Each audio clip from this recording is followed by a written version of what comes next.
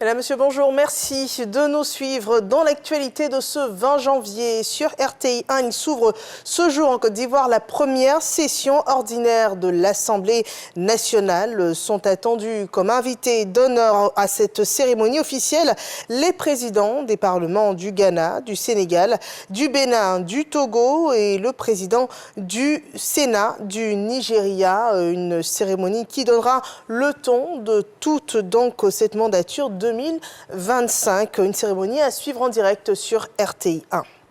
Dans la suite de l'actualité en Côte d'Ivoire, les pionniers du groupe NCA ont été célébrés ce week-end à l'occasion d'un dîner gala du mérite et de reconnaissance. Le point de Franck Wadio et Adama Kéré. Des feux d'artifice pour célébrer les 30 ans du groupe NCA, le projet d'assurance et banque à l'échelle africaine bâti par l'Ivoirien Jean-Kakou Diago en 1995, dont les collaborateurs méritants au nombre de 192 sont décorés de la médaille du travail. Permettez que je m'adresse au ministre de l'Emploi et de la Protection sociale. Monsieur le ministre, nous tenons à vous exprimer nos sincères remerciements pour avoir accepté de nous remettre personnellement les médailles d'honneur du travail. Cette reconnaissance des efforts accomplis par tous les récipiendaires que nous sommes nous touche profondément. Le clou des personnalités d'exception qui ont accompagné le fondateur depuis le début, 5 pionniers décorés spécialement par le Premier ministre Robert Begré-Mambé représentant le vice-président Timoko Meilet Kone. Des collaborateurs félicités par le président du groupe, mais aussi par le ministre des Affaires sociales. Je suis fier de vous.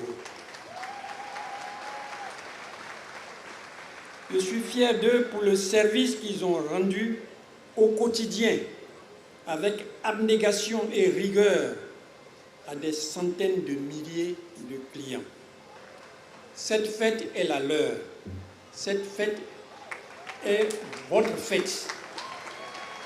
L'occasion qui nous rassemble ce soir dépasse le cadre d'une simple célébration.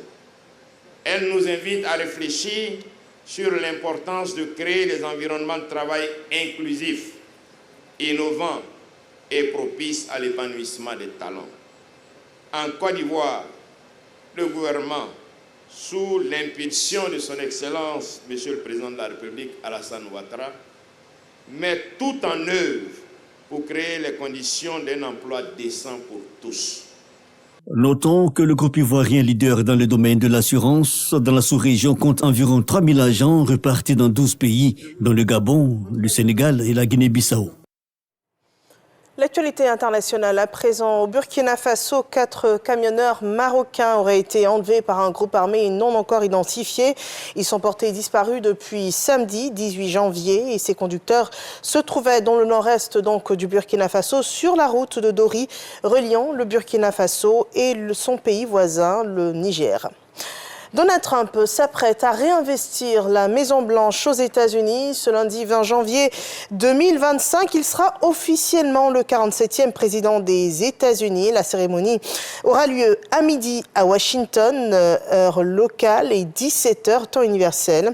Le discours d'investiture sera prononcé au sein du Capitole. Le représentant du Parti républicain qui a remporté l'élection le 5 novembre dernier face à la démocrate Kamala Harris succède à Joe Biden et le comité d'investiture du président élu a reçu plus de 170 millions de dollars pour célébrer cette prestation de serment des dons d'Américains fortunés et de grandes entreprises américaines. Le cessez-le-feu entre Israël et le Hamas est entré en vigueur officiellement hier matin. 3 otages israéliennes ont été libérés par le Hamas dans le cadre de ce cessez-le-feu dans la bande de Gaza. Et du côté palestinien, on compte 90 détenus, majoritairement des femmes et des enfants qui ont pu quitter la prison militaire israélienne d'Ofer située en Cisjordanie. Et les premiers camions d'aide n'ont pas tardé à entrer dans la bande de Gaza. C'est la fin. Merci de nous avoir suivis. C'est la fin de ce flash d'information. On vous retrouve à 13h pour le développement de toute l'actualité de cette mi-journée.